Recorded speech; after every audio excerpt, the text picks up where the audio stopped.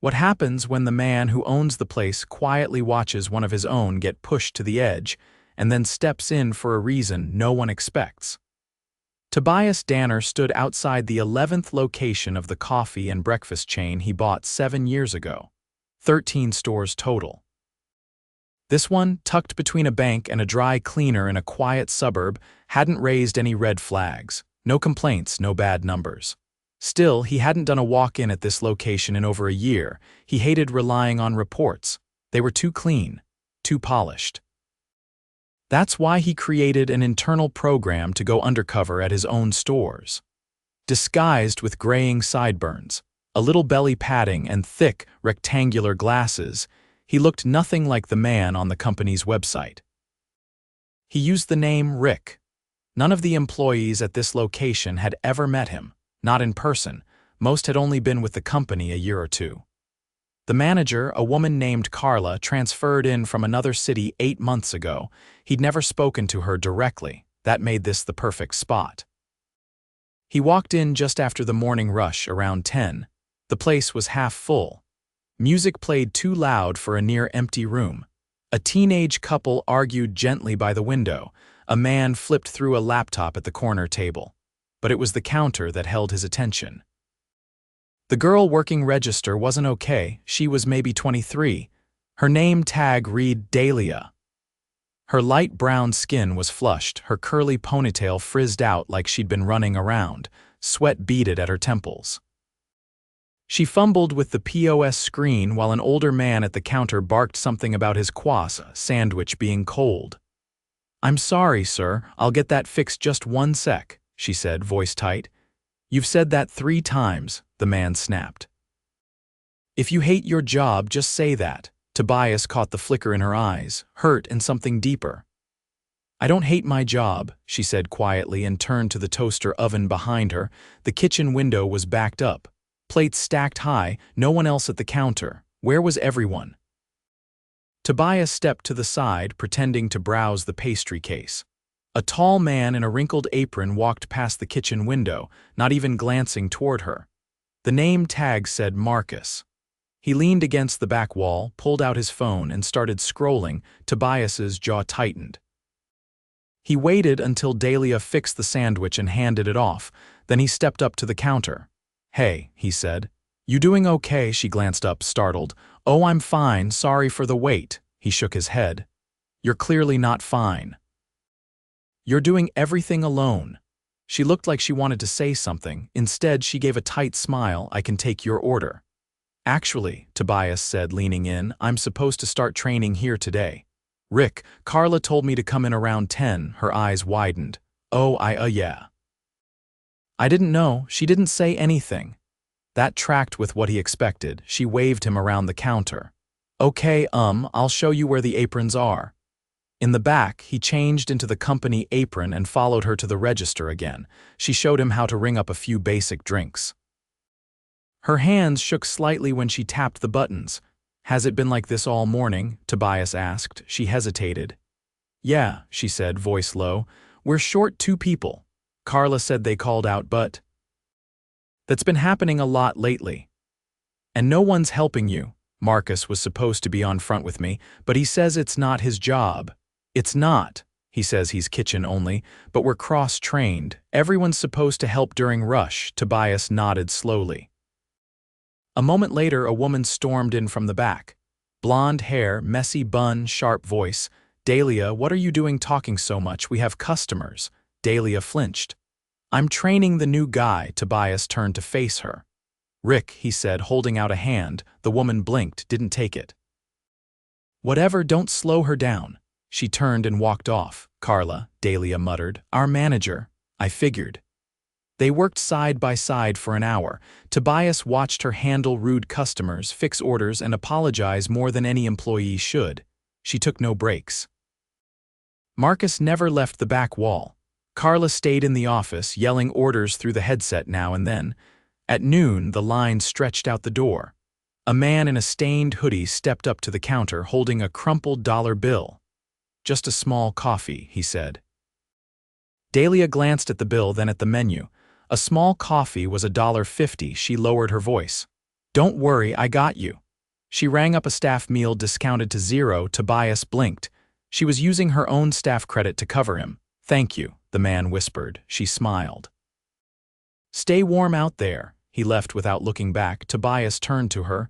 You didn't have to do that, she shrugged. He comes in once a week, never asks for more than that. Carla's voice snapped through the headset. Dahlia, stop comping things. That comes out of inventory. I didn't, she started, but Carla cut her off. Don't argue with me, I'll check the system later. Dahlia's face went pale. She kept her eyes on the register. Tobias felt something hard settle in his chest. He'd seen enough, and he wasn't done yet. By the time the lunch crowd thinned, Tobias had already memorized every square inch of the front line. His forearms ached from hauling trays, his throat burned from repeating orders, and his ears rang from the relentless chatter of customers and kitchen buzzers. But none of that compared to the weight pressing on his chest after watching Dahlia work straight through 5 hours without once stopping to drink water or sit down. At one point, a boy no older than 16 dropped a tray of bagels near the pastry case. Crumbs scattered across the floor. He looked around helplessly. No one moved to help him. Carla barked something from the office doorway, then disappeared again. Tobias grabbed the mop before the kid could even bend down. Don't worry about it, Tobias muttered. I'll cover this, the boy blinked. Thanks, sorry. I just started 3 days ago. You've got nothing to apologize for. In the back, Marcus stood by the prep counter, still glued to his phone. Tobias noticed he'd changed positions once, just enough to plug his charger into the wall outlet before leaning against the sink again. By 2 in the afternoon, Dahlia finally asked Carla if she could take a short break. Carla didn't even glance up from her screen. Take 5. But if anyone else calls out next week, I'm pulling your hours. You're not salaried, so don't act like you are. Dahlia muttered a quiet yes, ma'am, and disappeared out the back door to the alley where the staff sometimes sat on crates to breathe. Tobias waited a beat, then slipped off his apron and followed. Outside, Dahlia sat hunched over her phone, not scrolling, just staring at the lock screen. Her fingers trembled slightly. You okay? Tobias asked. She didn't jump this time. Her voice was flat. I'm fine. You're not. She let out a breath that sounded more like defeat than frustration. If I say I'm not fine, I look like I can't handle the job. If I say I am, I get to keep working 12-hour shifts with no backup. So what's the right answer there? Tobias sat down beside her, careful not to meet her eyes too directly. What would it take for this place to actually run right? She didn't answer immediately. Her eyes tracked a delivery truck backing into the alley next door. Schedule enough people. Rotate the closing shifts. Fix the kitchen printer that's been broken since Monday. Maybe don't let the dude who plays games on his phone all day decide when he wants to jump in. Tobias waited. And don't punish people for helping others, she added, quieter this time. I'm not stealing food when I give someone a coffee they clearly need. He nodded slowly. Has anyone above Carla ever been here? I don't think so. We had some guy from corporate visit once, but he just looked around, asked for the sales numbers, then left. He stood. Come back in when you're ready. I'll cover the floor. She looked up. You're sure? I've got it. Inside, he stepped behind the counter, tied his apron back on, and took over the register. The air felt heavier now. Dahlia's absence made it impossible to ignore the way the place sagged under neglect. A woman in her 50s approached the counter. Her hair was pulled into a tight bun, and she wore workout gear like she'd just come from a bar class. She didn't smile. Hi, I ordered a breakfast wrap 30 minutes ago. It never came. Tobias checked the screen. The order had been cleared. No wrap in the pickup trays. He leaned toward the kitchen window. Hey, did a spinach wrap go out for Sandra L? Marcus didn't look up. That was sent out already. Not my problem if someone stole it. The woman crossed her arms. No one stole it. I've been standing here the whole time. Tobias turned to her. I'll remake it. She softened slightly. Thank you. He dropped the order into the system himself, then stepped into the kitchen. Move, he said plainly to Marcus. Marcus looked up, surprised. What? You've been leaning here for 4 hours. Step aside. Marcus raised a brow. You're just a trainee. Tobias met him square in the eye. Not today, I'm not. Marcus laughed once, then walked off muttering something under his breath. Tobias found the spinach wrap ingredients, assembled it quickly, and slid it into the press. As it cooked, he scanned the kitchen. The floor was sticky. The logs for cleaning were unsigned for the last 3 days. A tray of eggs sat uncovered beside the prep station, food safety violations. If a health inspector walked in, they'd shut this place down by evening. He finished the wrap and brought it to the woman personally. Apologies for the wait, this one's on the house. She looked genuinely surprised. Well, thank you, that's very kind. He nodded and returned to the counter just as Dahlia stepped back in. She looked steadier now. Thanks for covering, she said, voice still a little hoarse. No problem. Carla emerged from the office then, wiping her hands on a napkin. She must have eaten back there none of the kitchen staff had delivered anything to her. Dahlia, make sure the bathrooms are done before you leave tonight, and wipe down the patio tables. The last shift didn't bother. Dahlia opened her mouth to respond, but Carla was already halfway back into the office. Tobias turned to her. Do you usually close? Almost every night. And how many people help? Sometimes one. Lately, just me. He didn't reply, he just nodded. At 4:30, the next shift was supposed to arrive. A boy named Liam came through the front entrance, glancing around with wide eyes. Tobias recognized the look. First job, nervous? Lost. Carla stepped out again. You're late. Sorry, Liam said. My bus was, I don't care. Clock in and get to dishes. Tobias watched as Liam fumbled with the touchscreen by the office door. You ever been trained on dishes? Tobias asked him once Carla had walked away. No, I was supposed to do register today. Tobias glanced at the schedule board near the kitchen. It had been erased and rewritten so many times the ink bled through the plastic sheet. Liam was, in fact, scheduled for register. Carla had changed it in pen underneath, crossing out his name with a red X. Come on, Tobias said. You're on register with me. But she said, I'll handle her. By 5, the dinner crowd started trickling in. Tobias noticed how Dahlia stayed calm even as the line grew again. Liam mirrored her rhythm, relaxing with each order. For the first time all day, the chaos started to look like something closer to a system. Then everything stopped. A high-pitched yell came from the kitchen. What is this?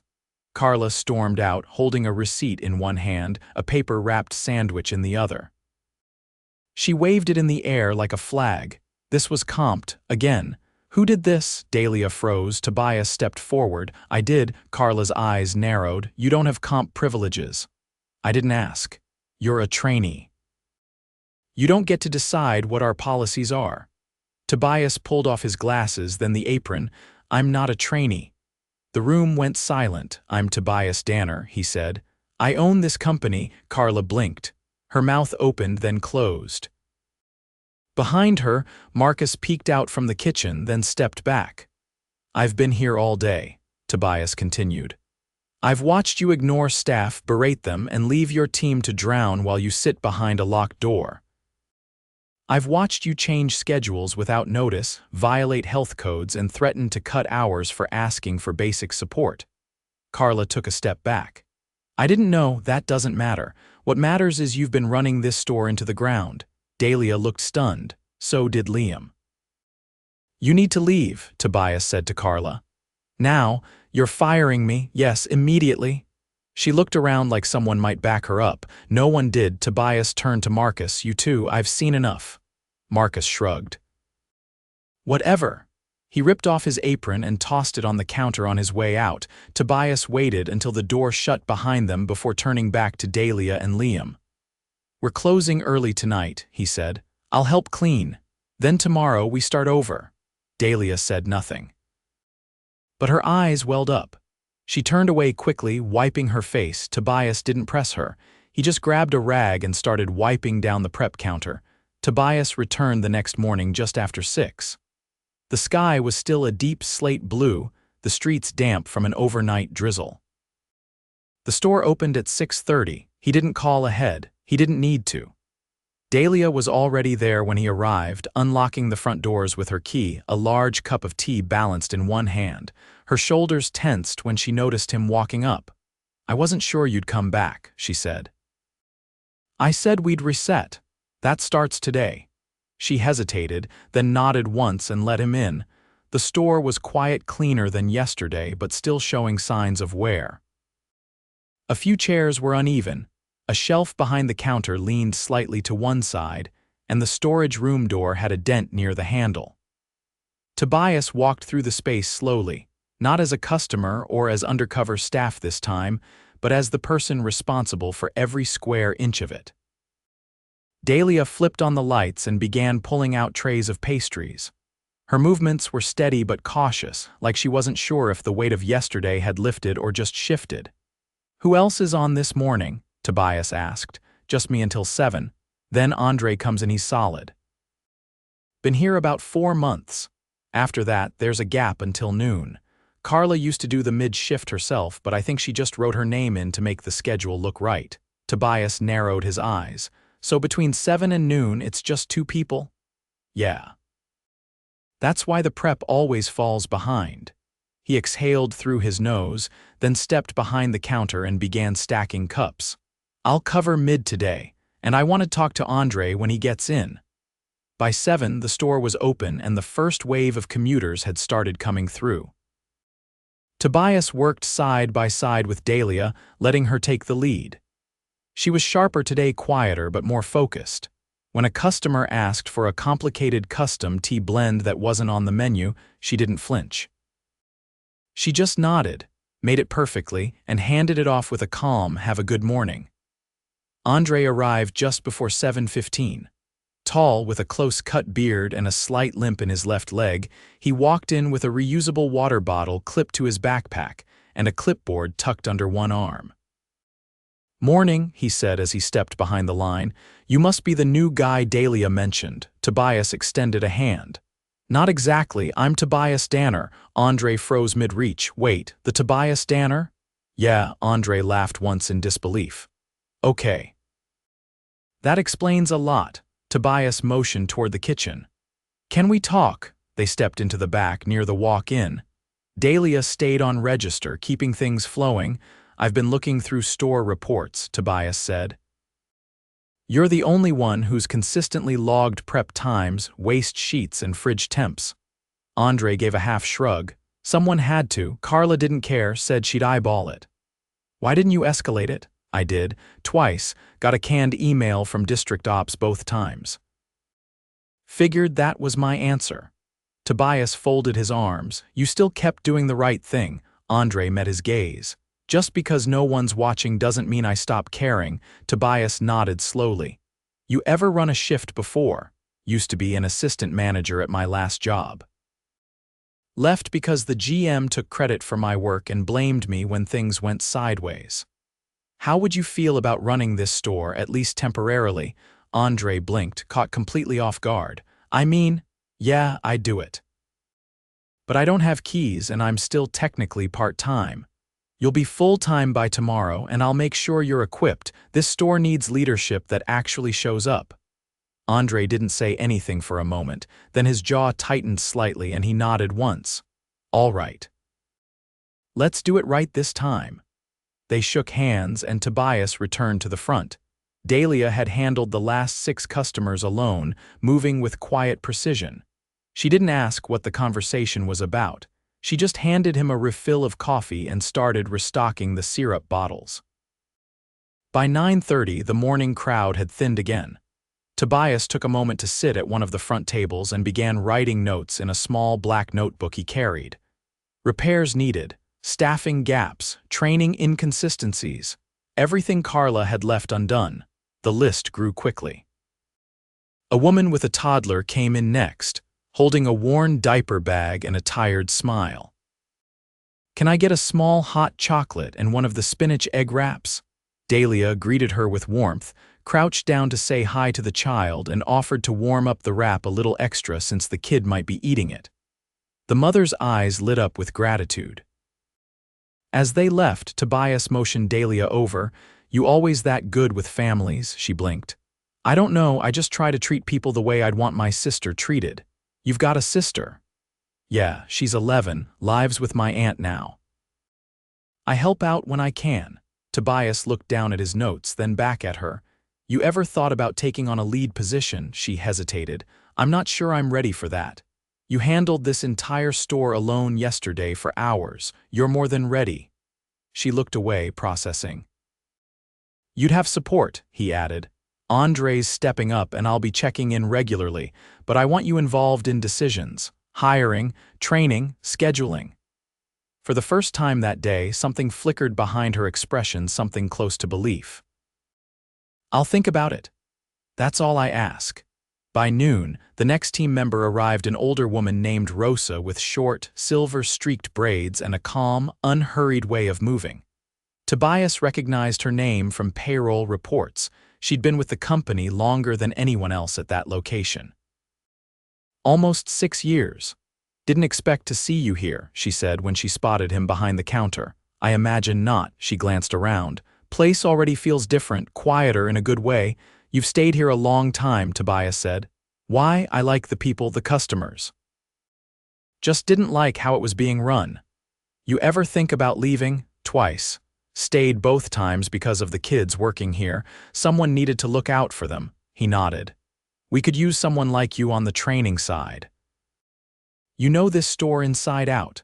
I'm not interested in titles, Rosa replied. But if you're asking whether I'll mentor new hires, yeah, I can do that. Good, I want to rebuild this with people who care. The afternoon passed with a rhythm Tobias hadn't seen in any of his stores in months. Customers lingered longer. A man left a tip in the jar and said, "Place feels better today." Even the air felt lighter. At 3, Tobias stepped outside to make a call to HR. He gave specific instructions. Back pay Dahlia for the last 2 missed breaks, raise Andre's rate immediately, and flag every compliance report from the last 90 days under Carla's management. When he came back in, Dahlia was showing Liam, who had just clocked in, how to prep the cold brew concentrate. She didn't see Tobias watching. Her tone was patient but clear, her instructions exact. You're already leading, Tobias said quietly when she turned. She gave a small, uncertain smile. Feels different when someone's actually listening. He checked the time. I'll stay 1 more hour, then I want to meet with both you and Andre before I leave. Okay. At 4, the 3 of them sat in the back office, now unlocked and cleaned out. Tobias opened a folder, slid it across the desk toward them. These are the new staffing plans. I've approved 2 new hires. You'll both be part of interviews. Rosa already agreed to help with training. Andre skimmed the documents. Dahlia watched him, then looked back at Tobias. What happens if the next manager turns out like Carla? They won't. Because you'll both be involved in decision-making, and because I'll be here more often. No more managing through spreadsheets. Andre leaned back slightly. This feels solid. Like we're not just patching holes. We're not, Tobias said. We're rebuilding the foundation. He closed the folder. You've both already proven you care. That's the first thing I look for. The rest we can teach. They stood. Dahlia still looked hesitant, but less so than before. Andre's shoulders were squared, his voice steady. As Tobias left the store that day, he paused by the front window.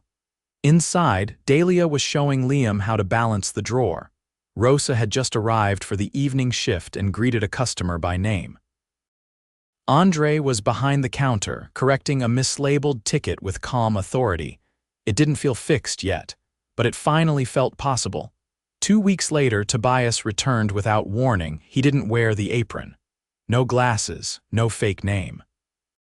Just a light jacket, jeans, and the quiet familiarity of someone who'd spent too many years in stores just like this one.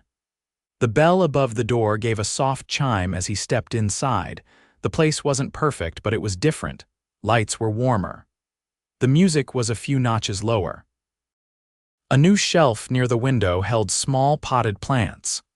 The menu board had been cleaned and updated, now easier to read. A handwritten sign next to the register read, "Let us know if we can make your morning better." Behind the counter, Andre was calling out a pickup name while restocking lids with the same hand. His shirt was neatly pressed, and a laminated schedule hung from a clipboard at his hip. Next to him, Dahlia worked the register, her hair pulled into a loose braid, apron clean, posture lighter. Her eyes scanned the line with calm readiness. Tobias didn't interrupt. He stepped to the side, watching the operation hum. A customer asked for a drink modification that would have caused confusion 2 weeks ago. Dahlia nodded, tapped 3 buttons, and asked if they'd like a receipt. No hesitation, no flinching. Andre noticed Tobias a few minutes later and gave a quick nod, not the nervous kind, but the quiet recognition of someone who'd earned his footing. He finished prepping a tray of sandwiches, handed it to the runner, and walked over. "You picked a good hour." "We're between the morning stampede and the lunch crowd." Tobias folded his arms. "How's the staff holding up?" Andre raised a brow. "Tired, but steady." Tobias gave a slow nod. "That's real. How's Liam?" "Still talks too soft on the intercom, but he's showing up early." "Started staying late to help with closing." "Rosa," she's mentoring 2 of the newer hires, even helped train the assistant manager we brought from the downtown branch. Tobias leaned against the counter. "You trust her?" "I'd follow her lead blindfolded." He scanned the counter. "What about the equipment?" Andre motioned toward the kitchen. "Prep station's been repaired, printers replaced. We flagged the food storage issue with facilities last week. They're sending someone to reseal the walk-in door." "And shifts?" Andre hesitated. "Still a little tight." "We onboarded 2 people, but 1 backed out last minute, so we're rotating carefully. Nobody's pulling 12 hours anymore, though." Tobias motioned toward Dahlia, who was helping a teenage employee count gift cards.